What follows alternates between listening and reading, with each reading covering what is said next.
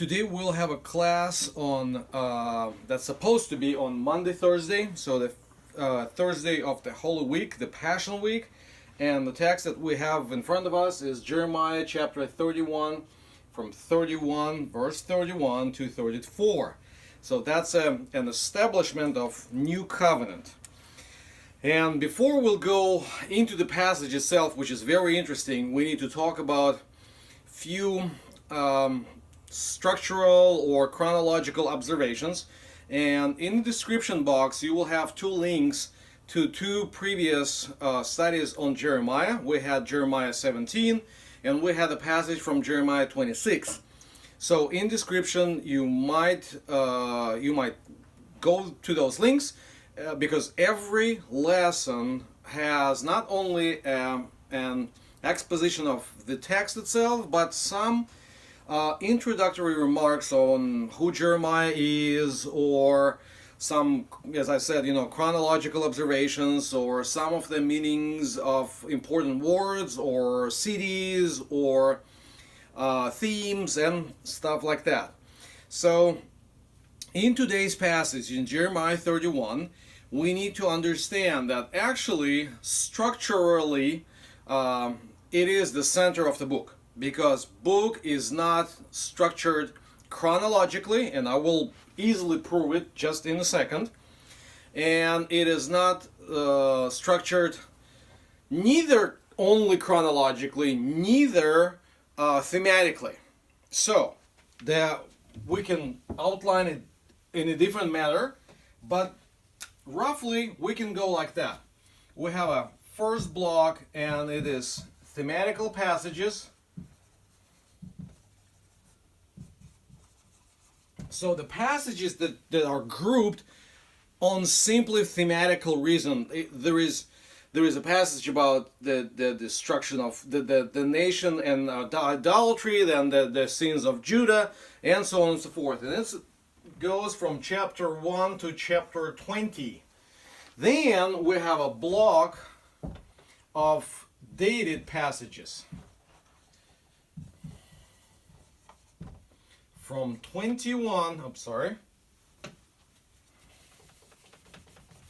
it is from 21 to 29.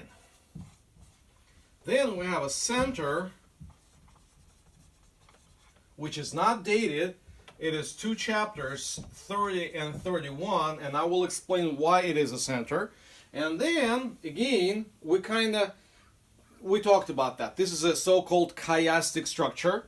So you go A, B, C, and then after center, after what we would call pivotal point, the other blocks are matching the previous ones. So matching B, there will be a B section. And why it is matching? For a very simple reason. The following chapters are also dated passages. So it is dated. Okay, and it's chapters 32 to 37, and the last block is organized thematically. Okay, so thematical passages. So it's 38 to the end of the book, almost to the end of the book, I have to say. So it's chapters 31, and then we have a small block D, it's appendix, chapter 52 stands on its own. It is fall of Jerusalem. But if we'll take these guys and see them as a separate block, it will have 7 blocks. Let's erase it. Okay, so now we will talk about this BC B prime.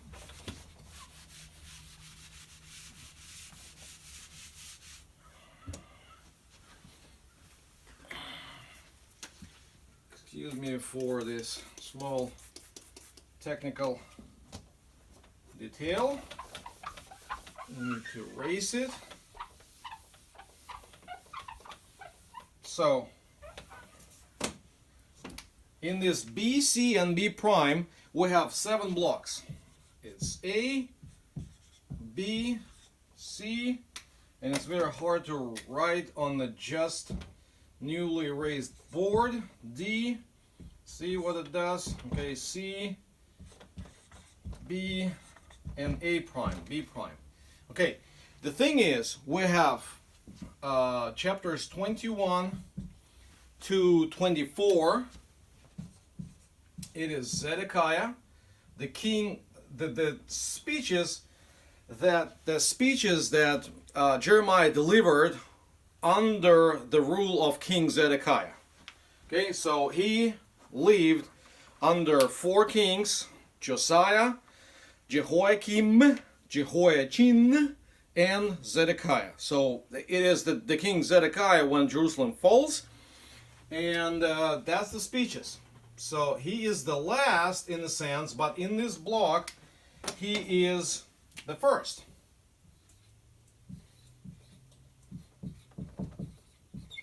Okay, then from chapter 25 to 26, 2 more chapters, we have Jehoiakim. Jehoiakim. Then 27 to 29, we again have Zedekiah. And you might think that this might form a chiastic structure, which is actually not. And this is 30 to 31, undated.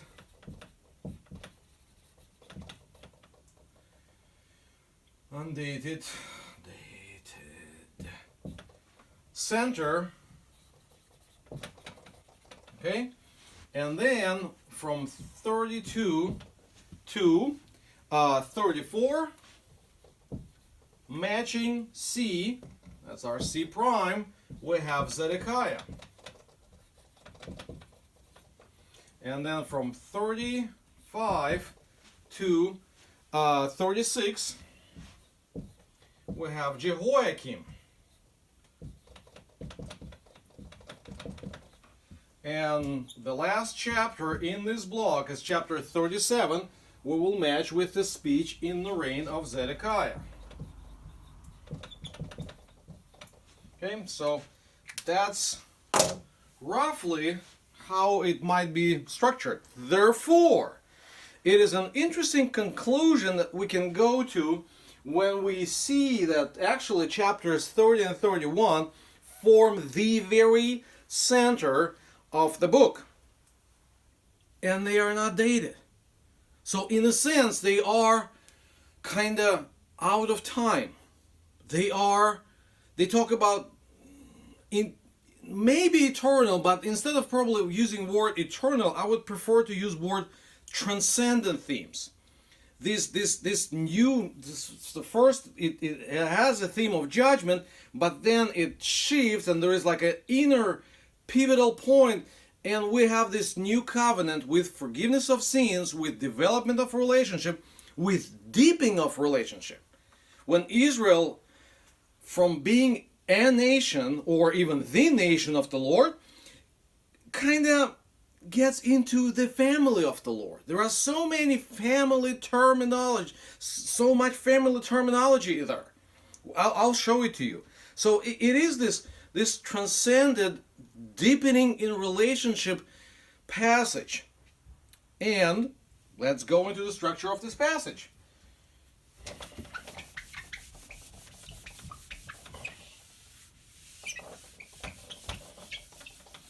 So, and when we talk, just a couple things. So when I talk about the structure of the passage, it's not the only way to structurize the passage. I mean, some people don't structurize it at all and just read it as a chapter 1, chapter 2, chapter 3, chapter 4, and so on and so forth, up to chapter 52, where Jerusalem falls, and they do not really pay attention. I like structures. It doesn't mean that that's the only one, because depending of the themes that you can see, that you think are important, you can outline it differently. But it's like, let's say you look at the palace. You know, I grew up in a very beautiful city, the city of, it used to be Leningrad, now it's St. Petersburg. lots of palaces, and depending how you see them, I mean, you have a foundation, you have walls, you have windows, you have some ornaments around the windows or the door frames, the roof, and under the roof the portico and the columns. Some of the palaces do have columns, some of them not really have columns, and it's, some of them are 2 stories, some of them are 3 stories, some of them are 5 stories, and so on and so forth. So depending on how you see that, what you think is important, you can have a different structure. So this is just a way, okay? So it's not like solid in concrete, So just be aware of that. So our central passage, chapters 30 to 31,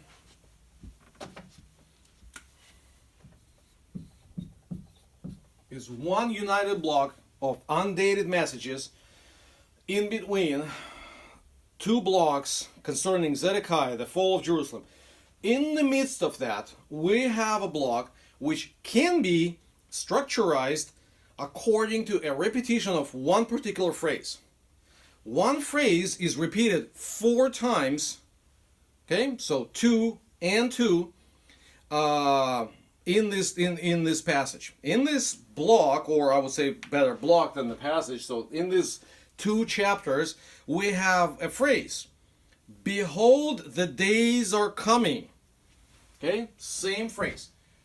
30, verse 3, 31, verse 27, 31, 31, and 31, 38. Okay, so what it looks like, we have 1st, 2nd, 3rd, and 4th, and in this in this 3rd block, we will also have a phrase, after those days. Okay, what days?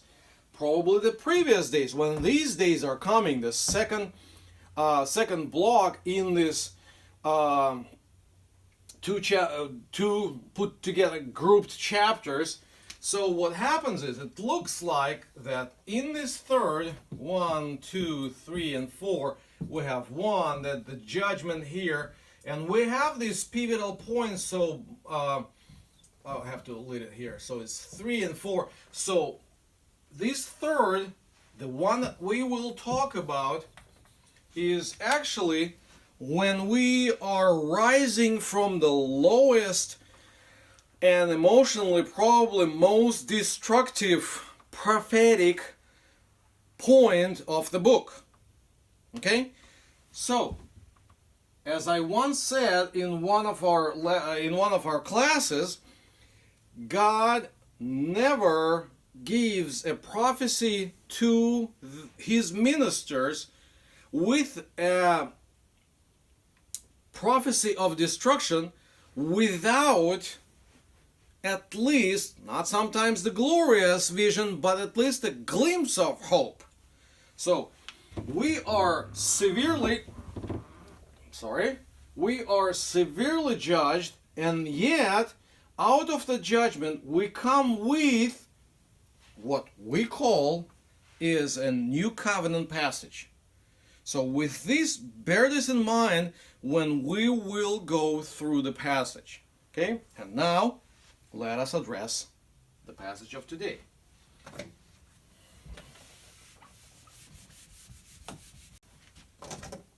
So, the passage has been exposed or commented on by unlimited probably number of theologians. It is very important for those who are in Judean, let's put it this way, camp of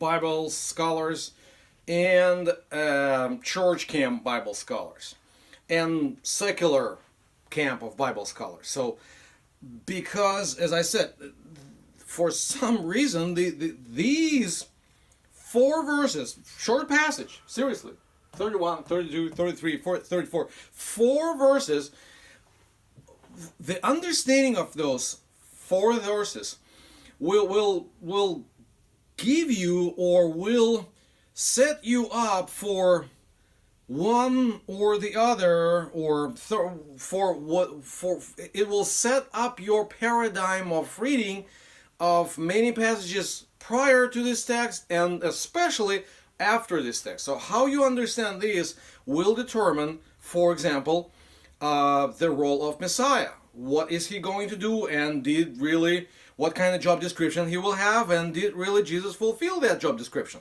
So that's the stuff. So again, let us go into the text. The first phrase that we have, behold, the days are coming.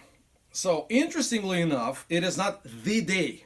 Okay, the theme of the day of the Lord, or sometimes Judgment Day, or that the day of the Lord is much more presented in a better sense. It is presented in the group of books which we call minor prophets, or as Bible will say them, the book of prophets or book of 12.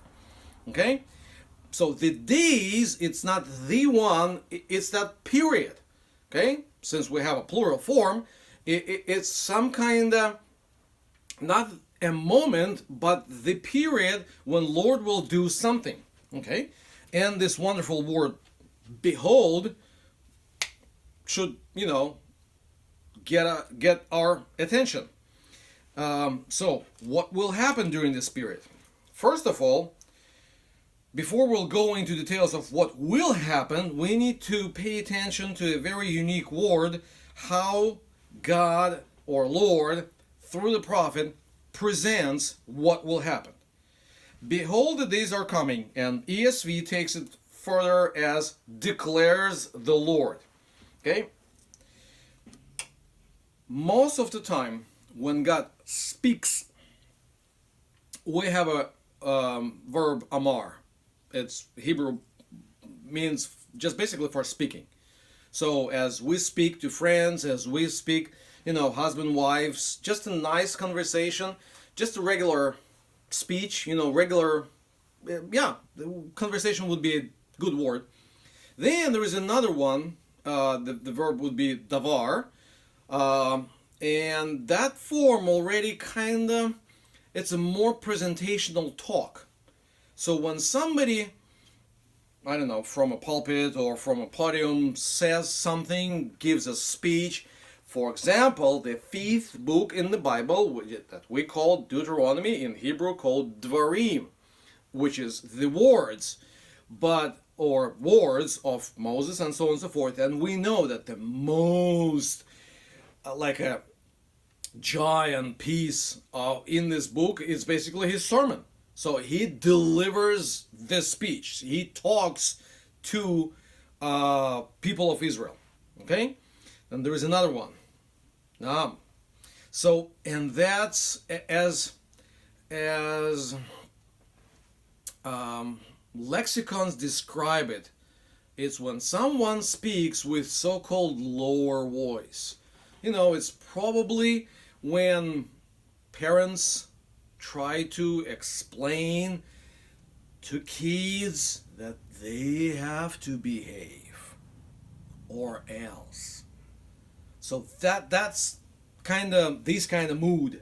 So, behold, the days are coming, declares the Lord, when I will make a new covenant with the house of Israel and the house of Judah.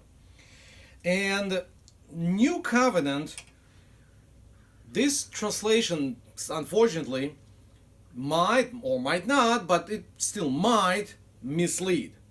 Sometimes we have a tendency to set in opposition new covenant versus old covenant. Okay, so we don't have the old is bad. We have this new, and we need to look at the new as the most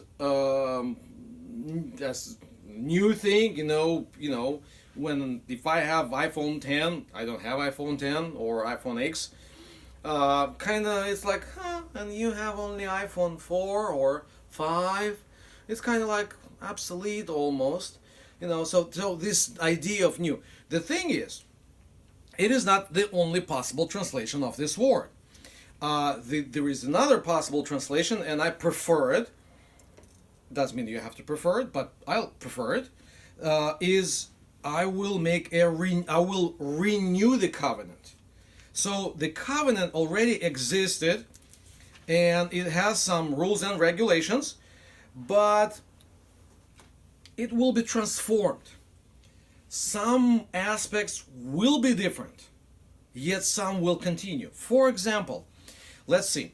In Isaiah chapter 65, verse 17 says, "For behold," okay, that's a very famous word. As one of my pastors said, someday when he will have some free time, he might want to write a book on the word behold in the Bible. That would be great, I think. And knowing that he's a wise man, I think he will succeed. So going back to Isaiah.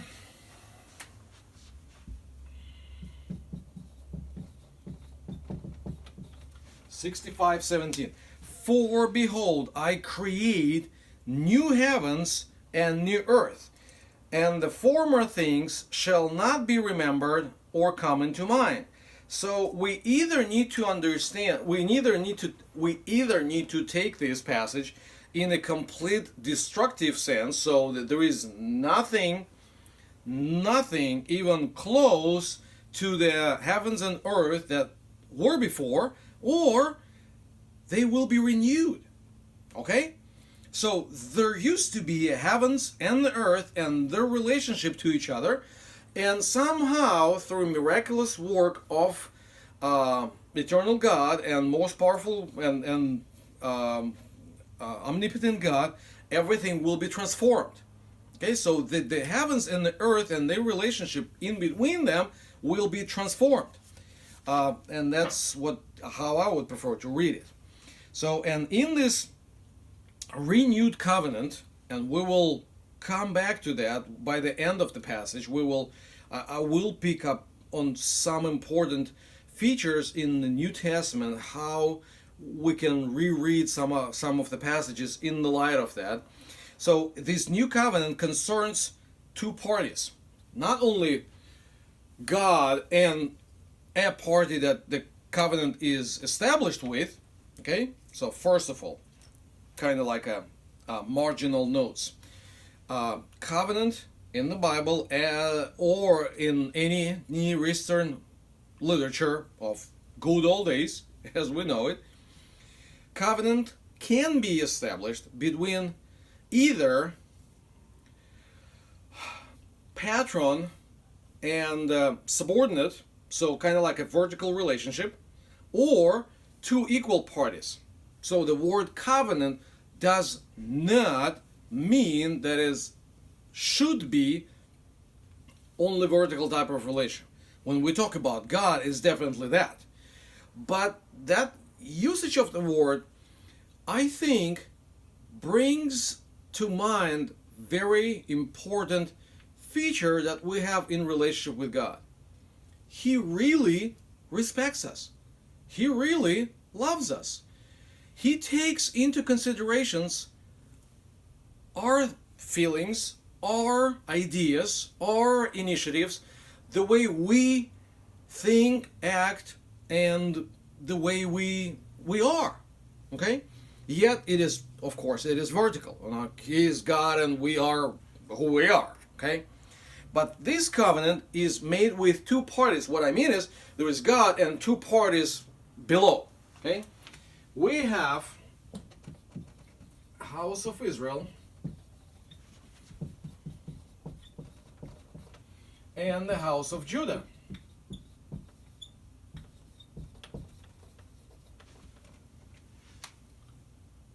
Why? There is a difference. Because by this time, we cannot place this passage chronologically. It could be in the days of Josiah, Jehoiakim, Jehoiachin, or even Zedekiah, right before the fall of Jerusalem. But however we place it in chronological sense, there is one important thing we need to keep in mind. The This is 586. This is destruction of the temple. This is 620. This is the rule of Josiah. Okay?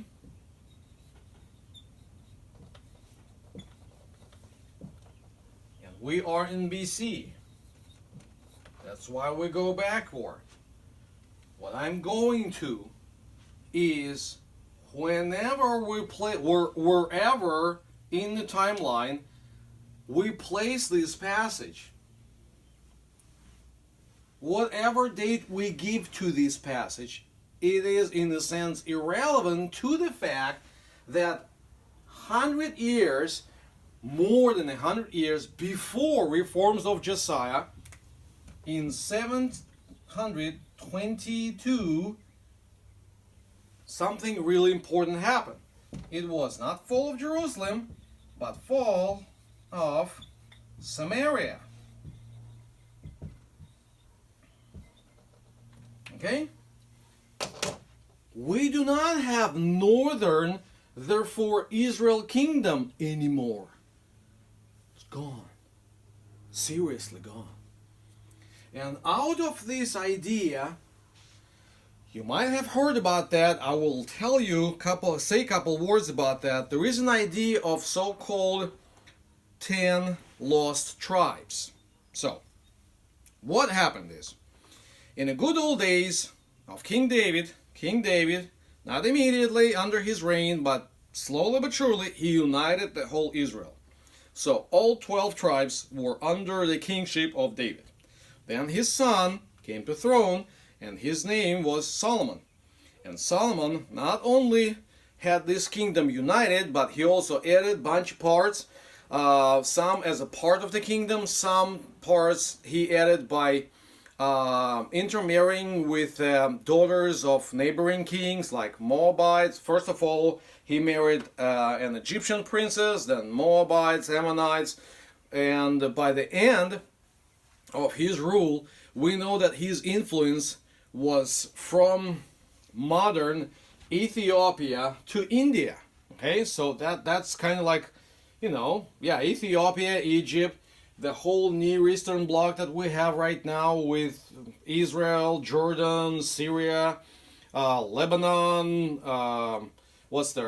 Iraq, Iran, Pakistan, Afghanistan, Pakistan, and up to India. Okay, so that's all of those lands were under, somehow in one way or the other, it was under supervision of Solomon.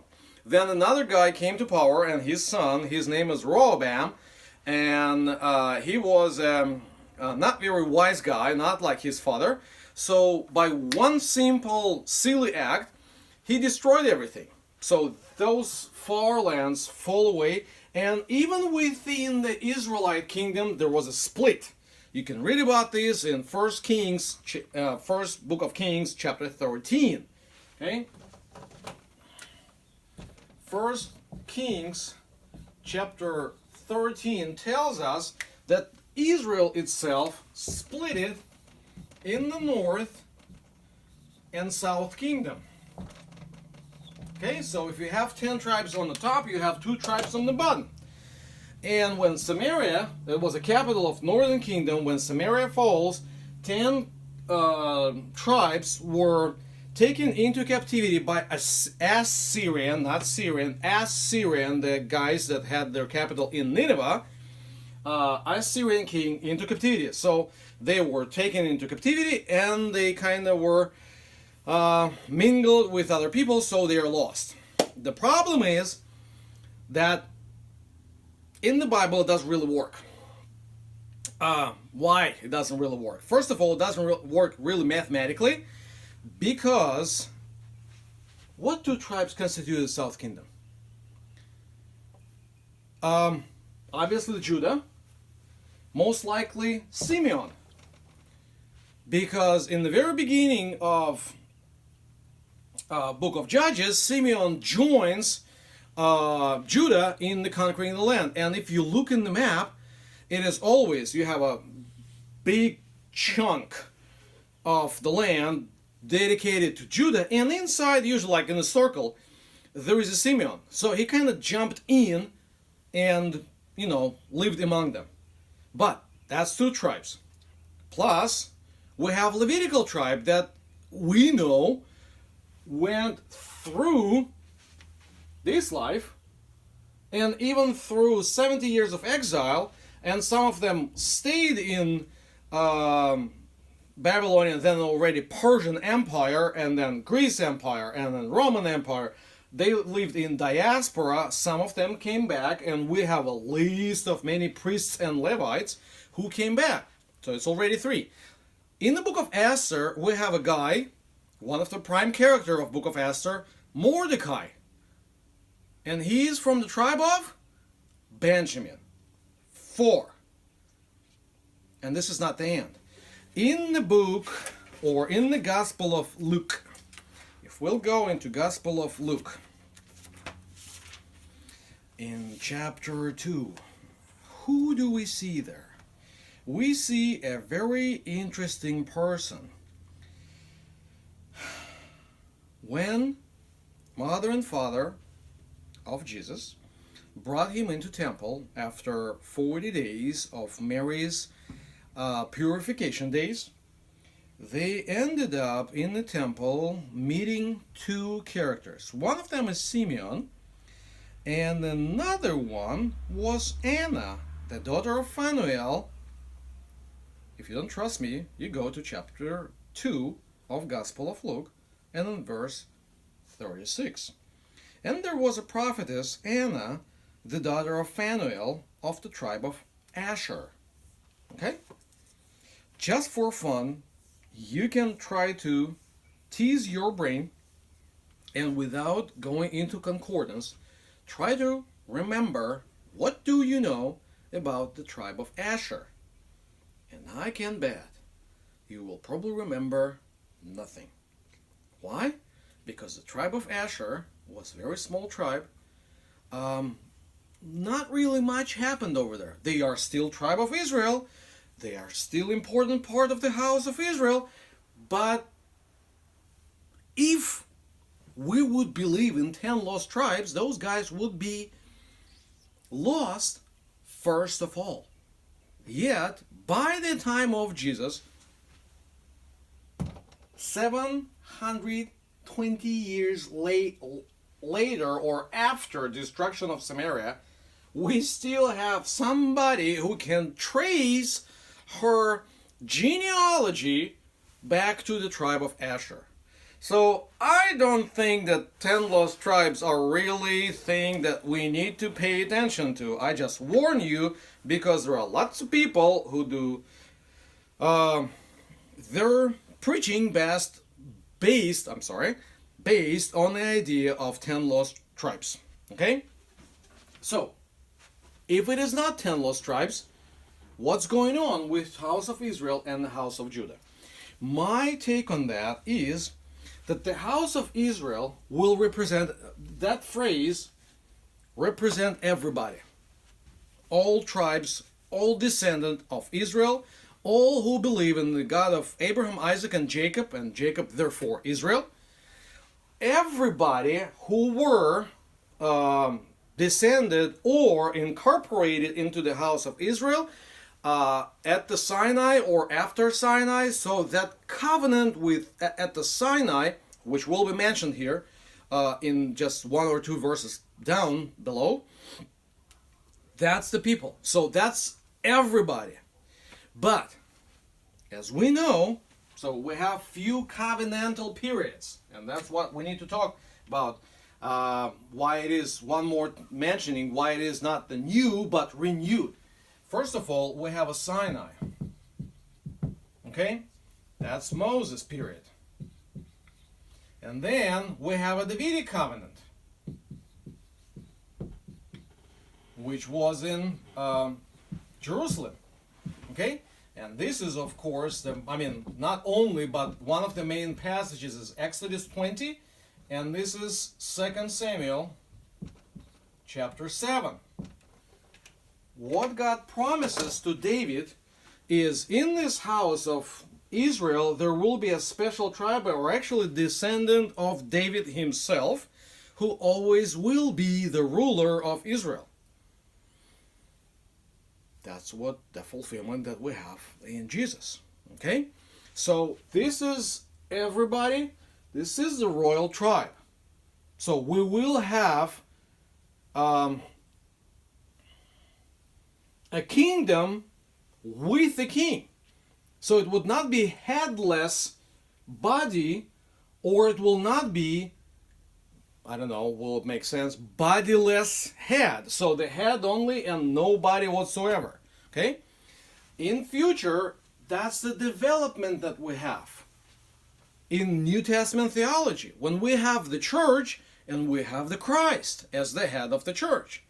So church is not an institution by itself that runs by itself. As soon as she starts to act that way, she becomes a headless body. And, not many people live long after they have been beheaded. So it's kind of like not really a cool thing. But it should be two together.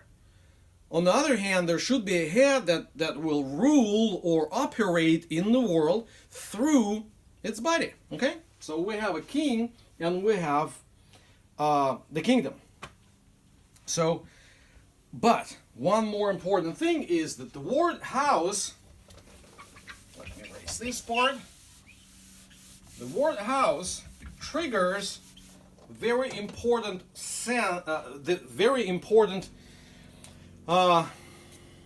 dimension in this passage. As I already said, it is not going to be only a nation, which the word nation or people is used here, but the relationship between these people and their God will be closer, I think, will deeper. Because what deeper relationship you can have apart from being a nation? The family relationship.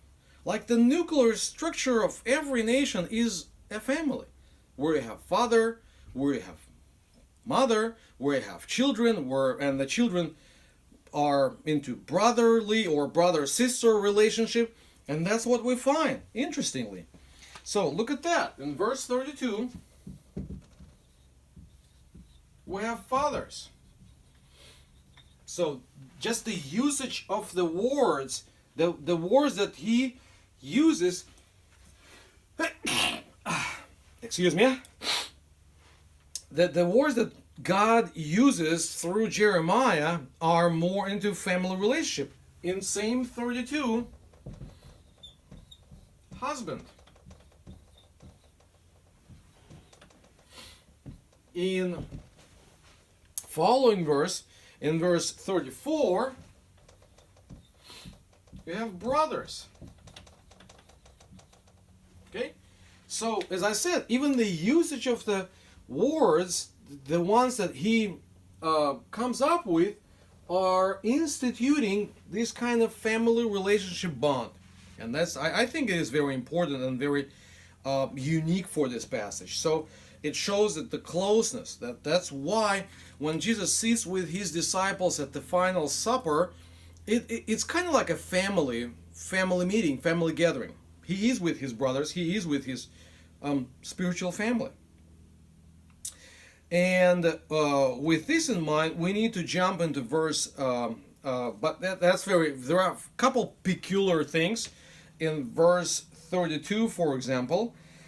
Not like the covenant I made with their fathers on the day when I took them by the hand to bring them out of land of Egypt. And that's very interesting. So on one hand, you have a nation and you have fathers of the nation, and, like in the United States, we have founding fathers, and everybody, nobody worships them, but it's kind of like honorary position.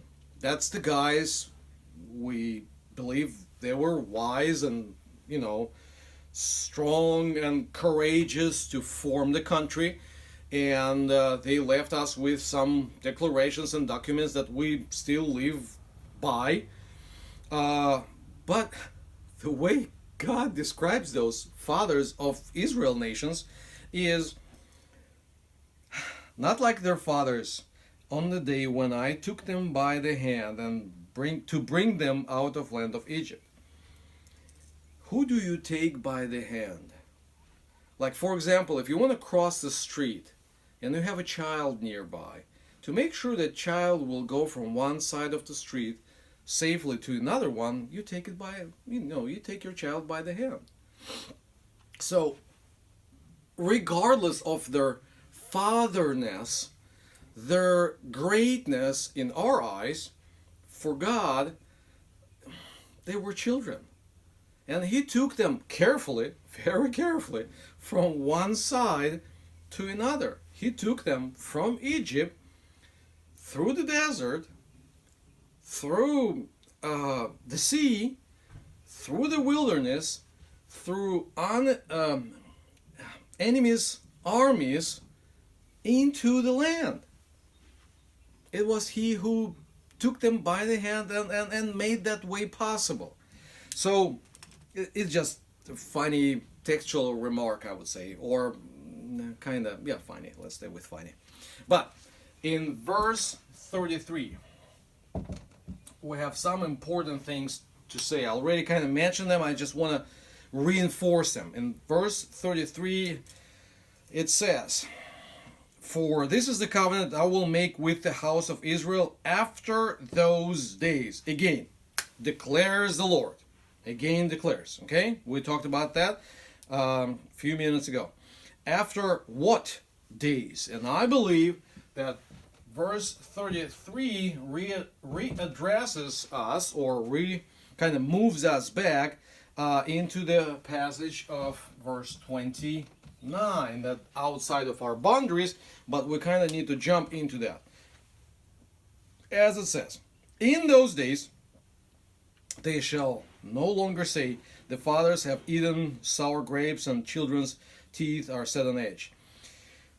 But everyone shall die in his own iniquity. Each man who eats sour grapes, his teeth shall be set on edge." So, and that's it, the end of the passage.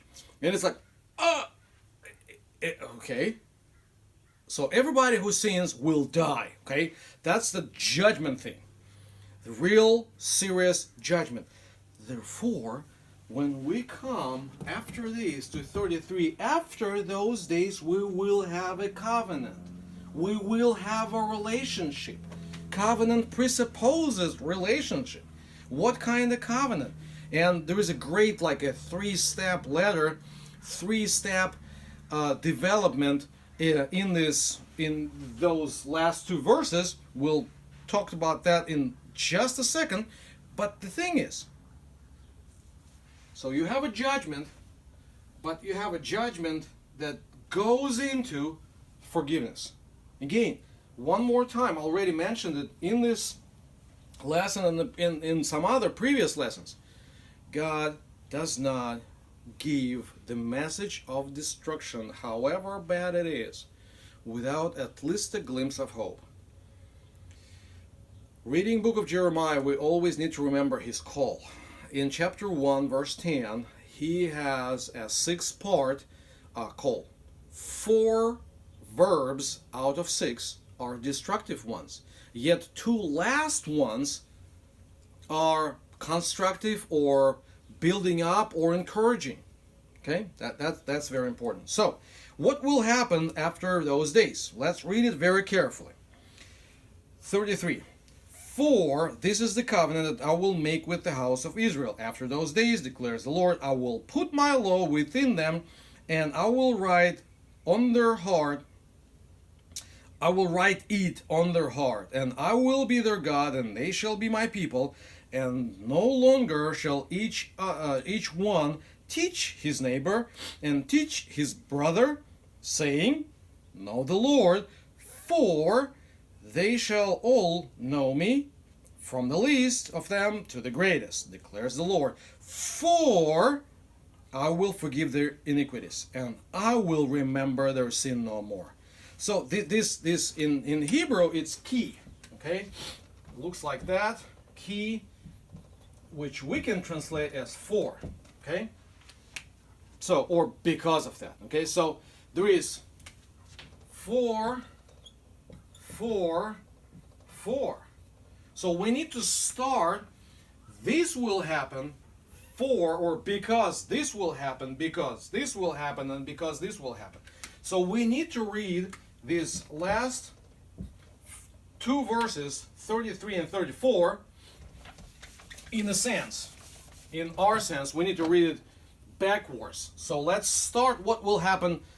What is the bottom line? Or we can go this way. Let's first go this way and then we'll come back.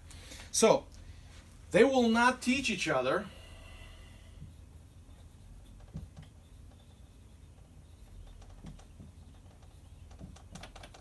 They will not teach each other.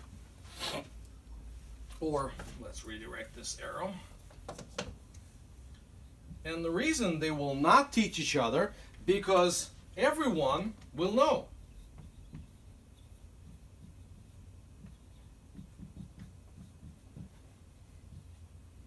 Okay? Will know the Lord. Okay? And the question is why? For or because. And this is just amazing.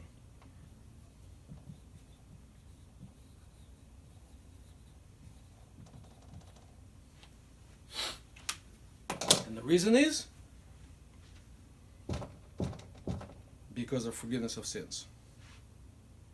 And this is very interesting, because this is exactly what we have in John chapter 1 as an introduction to his gospel. In John chapter 1, in verse 14, we have, "And the Word became flesh and dwelled among us." Okay? So this godly presence, written godly presence in a sense, the kind like those 10 commandments or 2 tablets of the law that dwelled in the Holy of Holies, in the Ark of the Covenant, now in the flesh would live among us, and it was presented by Jesus. Because this verb to dwell in John 1:14 is not an ideal translation. It's actually like tabernacled. So it can describe only God's presence among the people. So the Word became flesh and dwelt among us, and we have seen his glory. Glory as the only Son from the Father, full of grace and the truth. And that happened. We could see that. Why? Because I know it's kind of might be confusing, but John writes his gospel after things happened. And what happened?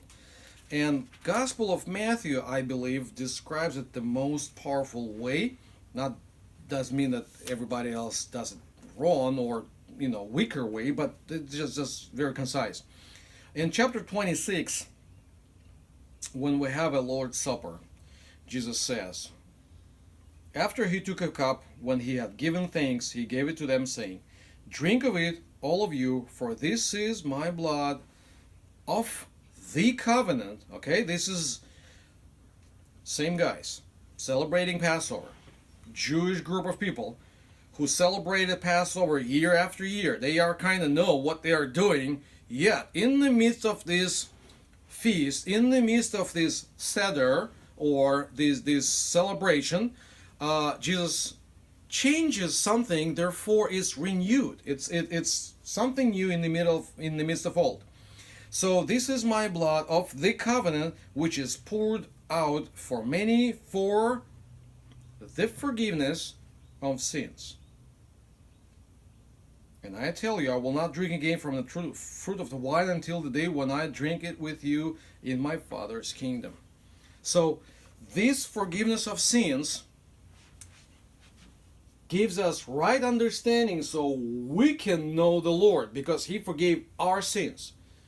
Not just abstract sins of the world, or concrete transgressions, however terrible they are, whatever stupid things we have ever done, they are forgiven. Therefore, we can know the Lord. Therefore, in a sense, we do not need to teach each other with an upstanding position. What I mean is, like, from higher to lower. I can teach you, I can tell you what to do, and we can share with each other. It's very interesting. We do not actually teach the faith, we witness about what happened to us. The first letter of Peter, where in chapter 3, he says, be ready, or be alert to give an account, to give a witness, to give an apology of the faith that you have.